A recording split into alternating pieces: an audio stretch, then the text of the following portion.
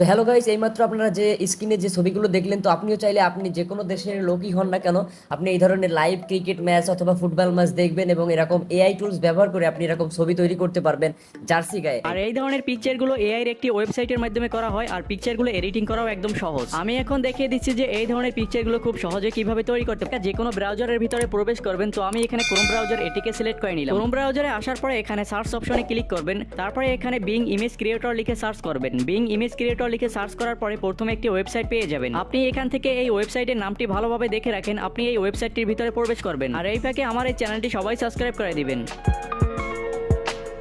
এখন আপনি যে উপরে একটি বক্স দেখতে পাচ্ছেন, এই বক্সের ভিতরে আপনাকে লিখে দিতে হবে যে আপনি কোন ধরনের পিকচার এডিটিং করতে চাচ্ছেন। আপনি এখানে যে কথাগুলো সুন্দর মতো ইংরেজিতে লিখে দেবেন, তারা কিন্তু আপনাকে ওই ক্যাটাগরির পিকচার এডিটিং করে দিবে। তো আমি এখানে আগে থেকে একটি ফর্ম লিখে রাখছিলাম, এটাকে জাস্ট এখানে বসিয়ে নেব। আপনি চাইলে আমার এখানে যে লেখাটি দেখতে পাচ্ছেন এই লেখাটিও ইউজ করতে পারেন। আর আপনি যদি এই লেখাটি ইউজ করেন, তাহলে এখানে যে টি শার্ট উইথ নেম এর সামনে যে নামটি রয়েছে, এই নামটিকে ডিলিট করে আপনার নামটি এখানে বসিয়ে নেবেন। তারপরে এখানে যে নাম্বার রয়েছে, এখানে আপনার জার্সিতে কত নম্বর থাকবে এটা আপনি এখানে লিখে দেবেন। আর এখানে প্রথম লাইনটির সম্পূর্ণ বাংলা অর্থ হচ্ছে যে একজন বাংলাদেশ ক্রিকেট ফ্যান বাংলাদেশের খেলা টিভিতে দেখতেছে, তার নাম হচ্ছে সাকিব এবং নম্বর হচ্ছে 75। তো এখন একটি ছেলে আপনার নামে টি শার্ট গায়ে দিয়ে বাংলাদেশের খেলা দেখতেছে। এখন আপনার এই ব্যাকগ্রাউন্ডে কোন ধরনের পিকচার গুলো থাকবে এগুলো আপনি এখানে লিখে দিতে পারেন। তো যেমন ধরুন আমি এখানে লিখে দিছি যে আমার ব্যাকগ্রাউন্ডে এখানে বাংলাদেশের পতাকা থাকবে এবং একটি জার্সি থাকবে, আর জার্সিতে নাম থাকবে এখানে সাকিব, তার জার্সি নম্বর থাকবে 75। তো আপনি এখানে নাম এবং এই জার্সি নম্বর এই দুইটা পরিবর্তন করে নেবেন। আর আপনি এখানে যতটা ভালো ইনফরমেশন দিতে পারবেন ওইরকম ভাবে আপনার পিকচারটি পেয়ে যাবেন। আমি এখানে দুইটি ফর্ম লিখে দিয়েছি, আপনি প্রয়োজনে এখান থেকে স্ক্রিনশট নিয়ে নিতে পারেন। তারপরে এই লেখাগুলো আপনার এখানে লিখে দেবেন। এখানে শুধু আপনার নাম এবং জার্সি নম্বর পরিবর্তন করে নেবেন। আর আপনি চাইলে গুগল ট্রান্সলেট এটারও সাহায্য নিতে পারেন। এখন নিচে যে একটি অপশন রয়েছে ক্রিয়েট, এই ক্রিয়েট অপশনটিতে ক্লিক করে দিবেন। আর এই ক্রিয়েট অপশনে ক্লিক করে দেওয়ার পরে আপনি ঠিক এরকম একটি ইন্টারফেস দেখতে পাবেন। এখন আপনার একটি ইমেল আইডি দিয়ে এখানে লগইন করে নিতে হবে। তো আপনার ফোনে যে ইমেল আইডিটি লগইন করা আছে, আপনি ওই ইমেল আইডি এখানে বসিয়ে দেবেন। আপনার জিমেইল অ্যাকাউন্ট এখানে বসানোর পরে এই নেক্সট অপশনে ক্লিক করবেন। তো এখানে দেখাচ্ছে যে আপনার কোনো অ্যাকাউন্ট এখানে তৈরি করে নেই। তারপরে আপনি যে এখানে ক্রিয়েট অন লেখাটি দেখতে পাচ্ছেন, এই লেখাটির উপরে ক্লিক করে দিবেন, তাহলে এরকম একটি ইন্টারফেস দেখতে পাবেন। তারপরে এখানে ফার্স্ট নেমের জায়গায় আপনার নামের প্রথম অংশ এবং লাস্ট নেমের জায়গায় আপনার নামের দ্বিতীয় অংশ লিখে দিবেন। তারপরে এই নেক্সট বাটনটিতে ক্লিক করবেন। তারপরে এখানে আপনার জন্ম তারিখটি দিয়ে দিতে হবে। এখানে আপনার জন্মদিন, মাস এবং সাল এই তিনটি লিখে তারপরে এই নেক্সট অপশনটিতে ক্লিক করবেন। আর তাহলেই আপনার জিমেইলে একটি মেইল চলে যাবে। ওই মেইলের ভিতরে একটি ভেরিফিকেশন কোড থাকবে। তো আমার এখানে কিন্তু অলরেডি একটি মেইল চলে আসছে। এই মেইলের ভিতরে যে গোপন নাম্বারটি থাকবে ওই নাম্বারগুলো আপনি এখানে বসিয়ে নেবেন। তারপরে এখানে টিক অপশনে ক্লিক করে এই নেক্সট অপশনটিতে ক্লিক করে দিবেন। তারপরে এখন আরো একবার নেক্সট অপশনে ক্লিক করবেন। এখন আপনি রোবট নাকি হিউম্যান এটা কনফার্ম করতে হবে। তো এখানে বাম পাশের পিকচারটির হাতের আঙ্গুলগুলো যেদিকে মুভ করা আছে, আপনার এই ডান পাশের পিকচারটি ওইদিকে মুভ করে দিবেন। এখান থেকে এই অপশন দুইটির মাধ্যমে আপনার এই পিকচারটিকে ওইদিকে মুভ করে দিবেন। তারপর এই সাবমিট অপশনে ক্লিক করবেন। এভাবে আপনাকে কয়েকবার সাবমিট করতে হতে পারে। বাম পাশের হাতের আঙ্গুলগুলো যেদিকে মুভ করা থাকবে, ডান পাশের পিকচারটি ওইদিকে মুভ করে দিবেন। তো আপনি যদি এখানে ভুল ট্রাই করেন, তাহলে কিন্তু আপনাকে আবার প্রথম থেকে শুরু করতে হবে। আর এখান থেকে সম্পূর্ণ প্রসেসটি শেষ হওয়ার পরেই দেখতে পাবেন যে ভেরিফিকেশন কমপ্লিট হয়ে গেছে। এখন আপনি এখান থেকে ব্যাক করে এই হোম পেজে চলে আসবেন। আর এখানে কিন্তু এই ফর্মটি অলরেডি ক্রিয়েট হইতেছে। আর আপনি যখন প্রথমে এই ফর্মটি লিখবেন, লেখার পরেই কপি করে নেবেন। কারণ আমার এখানে দেখতে পাচ্ছেন আমি কিন্তু যেগুলো লিখেছিলাম এখান থেকে কিছু অংশ ডিলিট হয়ে গেছে। তো আপনার যদি ডিলিট হয়ে যায়, আপনি এই সম্পূর্ণ লেখাটিকে ডিলিট করে আপনি আবার এটিকে এখানে পেস্ট করে বসিয়ে দিবেন। তারপরে আবার ক্রিয়েট অপশনে ক্লিক করে দিবেন। তাহলে এখানে অল্প কিছুক্ষণ প্রসেসিং নেবে। আর তারপরে দেখতে পাবেন যে অনেক সুন্দর মতো তারা আপনাকে পিকচারগুলো তৈরি করে দিয়েছে। এখানে আপনি যত ভালো ইনফরমেশন দিবেন তত ভালো পিকচার এখানে আপনি পেয়ে যাবেন।